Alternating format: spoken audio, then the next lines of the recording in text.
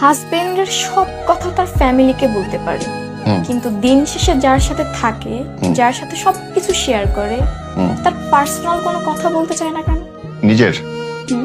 নিজের পার্সোনাল কথা ছেলেরা কেন বলবে? কেন বলবে এই কথাটার অর্থ হচ্ছে ছেলেদের জীবনের উদ্দেশ্য হচ্ছে প্রবলেম সলভ করা। কোন একটা অসুবিধা হয়েছে, ওই অসুবিধা থেকে উতরাবে কেমনে। মেয়েদের জীবনের পারপাস হচ্ছে কোন একটা ঘটনা ঘটছে, ওই ঘটনায় তার কি উপলব্ধি হচ্ছে সেটা নিজে বোঝা এবং সবাইকে বোঝানো।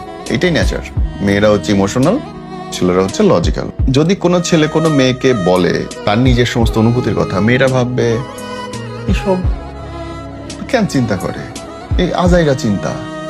আরে ভাই, চাকরি থাকে থাকবে, না থাকে না থাকবে, ব্যবসায় উন্নতি হয় হবে, না হইলে না হবে, নিয়ে এত মন খারাপের কি আছে? তার সেই যে সন্ধ্যার সময় ঘর কি বলে সাজবি খাবি বহু থা, ওই যে সিরিয়ালের মধ্যে যে ডায়লগটা দিল, ওই ডায়লগ কত গুরুত্বপূর্ণ আলোচনা করার জন্য ক্যান করলো গোপী বহু। এটা খুব গভীর আলোচনার মধ্যে দিয়ে যেটা তোমরা চিন্তা করো আর কি। সরি, বাট তোমরা বোঝো না।